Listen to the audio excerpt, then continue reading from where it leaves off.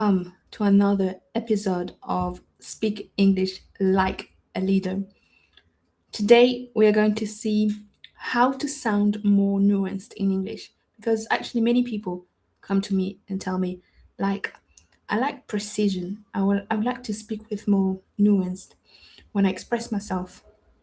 And there are many ways you can achieve that. Today, we're going to look at one aspect that if you apply, it will help you to speak English like a leader with more nuance, with more flavor, with more colors in the way you express yourself. But before that, let me introduce myself to you briefly. If you don't know me, my name is Aurélie, aka Oh Really, and I help leaders, entrepreneurs, directors, managers speak English with more confidence and not only speak but learn to think, speak, and perform in English, upgrade their skills so they can have more impact, more credibility, and more opportunities at the international scene. And I've always actually been attracted to the international scene. I started my career in law, in international law. Meanwhile, I was already giving some classes, language classes, and then 7 years ago, I decided to go all in, and now that's my focus. And I have also a focus on cross-cultural communication, communicating efficiently across cultures. So that's a bit about me. Feel free to say hi if you are passing by or if you're watching live. And now let's get down to business and go back to the topic. Actually, today, for the first time, I introduced myself in English. Usually, I do it in French. I'm not sure why I did it in English, but it just happened. So, um, we were looking at how to sound more nuanced in English. And I said today we're going to look at one aspect. Um, oh, and before that, I always share my link if you'd like to actually have a chat with me and speak about your own way of communicating in English. If you have some questions, some doubts, feel free to reach out to me. Clicking on the link that I'm about to post right now. Um, so one aspect, one thing, specific actually element you can work on is the way you express certainty. There you can start practicing um, how you want the degree, the level of certainty you want to express to other people. And you can practice what it is to speak with more precision in English. Because speaking like a leader is not always about sounding 100% sure. Sometimes you're not certain about the facts you are saying. And it's important to be able to communicate that. Um, and so if you're not completely sure, you don't want to sound too certain because you may come across as overconfident or clueless. But if you are sure, you don't want to sound too hesitant because then you may come across as unclear or insecure. And so, if you can express the right level of certainty at the right moment, you will sound much more trustworthy. That's what we're going to see today. By the way, if you prefer a written version, everything that I'm about to share and I'm sharing here is based on my newsletter that you can find for free online, all the editions. So have a look and subscribe if you like it. Um, so here is the article. I'm gonna write it down in the comment section. Um, and feel free to ask me any question if you have any. Okay, so let's start with how to communicate when you are completely sure and you don't want to sound insecure or hesitant. Um, and to do that, you can use different formulation. And I'm just going to be giving you some examples of what it sounds like. And then your job will be to pick the one you prefer, to get inspired, and to actually use them in your daily life. So, when you are completely sure, use language that gives space, that when you're not completely sure, sorry, when you're not completely sure, use language that gives space for uncertainty.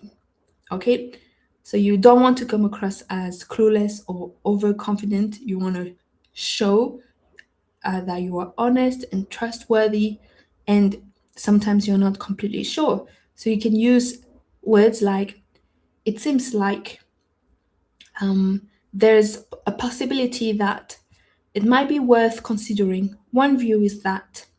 So, for example, it seems like the main issue is not the timeline, the issue it's about a lack of alignment.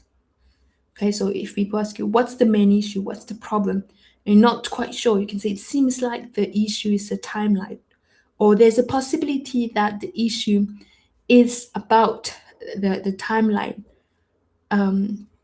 Or you can say it differently. It might be worth considering the timeline and see whether the issue lies there. And in this way, you are expressing yourself, you're showing that you're not completely sure, um, in a professional manner. And it's all right to sometimes be unsure. We're not like perfect or robot, or we don't know everything all the time, even if you have a position of leadership, right? So that's a way to express it and to remain professional. Um, Hello Bernard, and thank you for your comment. Parfois, je semble sûre de moi, mais je me méfie quand même des faux amis, donc j'ai peur de dire une bêtise. Um, yes, I understand. I think we all go through that. Through that, we are quite confident, but then we are also scared of making mistakes, so we hold back. And I understand that. I've been there, and sometimes I still go through that stage with some of the languages I speak or I'm learning right now. And but my recommendation will be to still try, even if you're making a mistake, and then in that way you'll be able to learn, and you will see the reaction, other people's reaction, if it made sense or not. And some people are even kind enough to point it out to you and tell you the right way of saying it. So I would always advise to go for it, even in professional context, or ask someone if you can. And thank you for your comment, Bernard, and welcome to the live, here with me. It's always a pleasure to see you. I appreciate that. So, we were talking now about expressing yourself when you're not completely sure. You can use some expressions that will help you communicate that in a professional manner, in a way that you still look credible, you still sound good in English.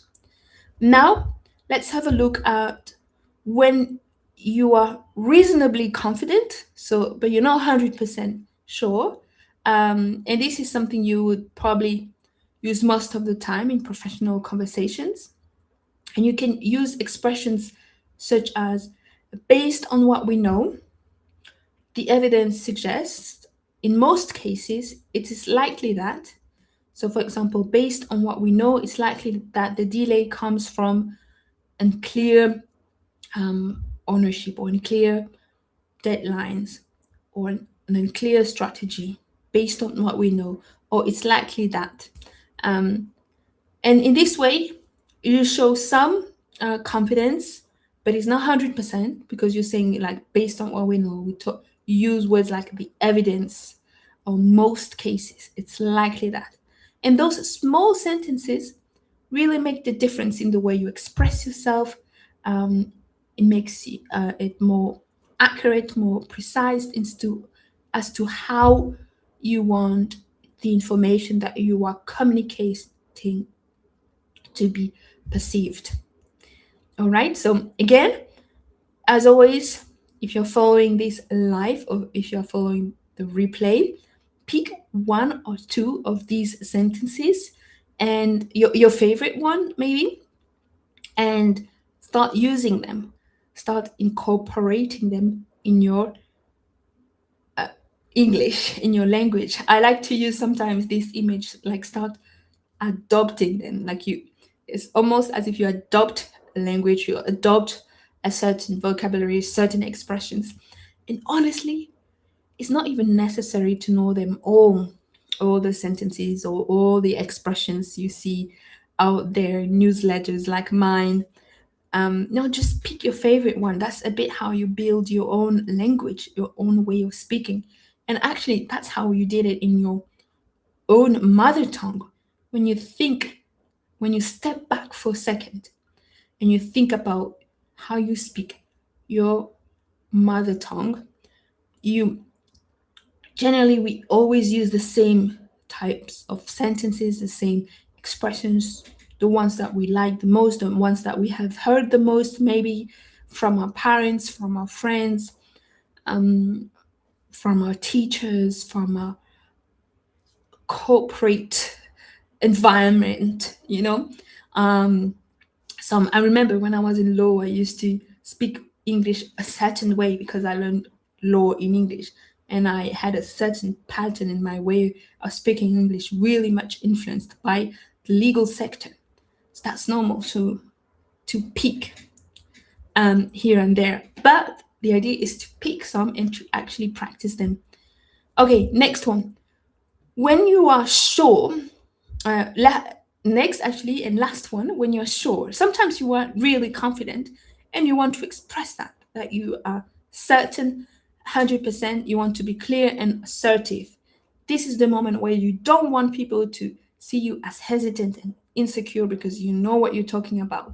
So you can say things like, this is the key issue, or the key issue is, you're clear, you come as confident, this is the fact, this is what it is. The data clearly shows. You can use words like clearly. I'm confident that. You can actually literally say it. And then I have one expression used a lot in America. The bottom line is. The bottom line.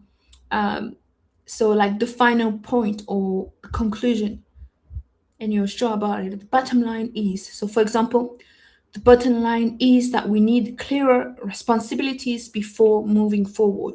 This sounds like you know what you're talking about, you're sure, you're confident. So, here, what you can remember from this life simple rule: match your language to your level of certainty. That's one way to start speaking English with more flavor, colors, nuanced. And so, if you're exploring, if you're not sure, use soft language. If you're analyzing, use balanced language, like I showed throughout the life. If you're deciding, if you're deciding something you're sure, use clear and assertive language. And now the ball is in your court. Now is for you to use that. And if you need help in your journey, feel free to reach out to me, to write a message to me, or to click on the link. I'll be happy to speak with you and I'll be happy to help you. I hope you enjoyed. Thanks for watching until now. And that was Speak English Like a Leader. And we are going to end here. I'll see you next week, normally, for another episode of Speak English Like a Leader.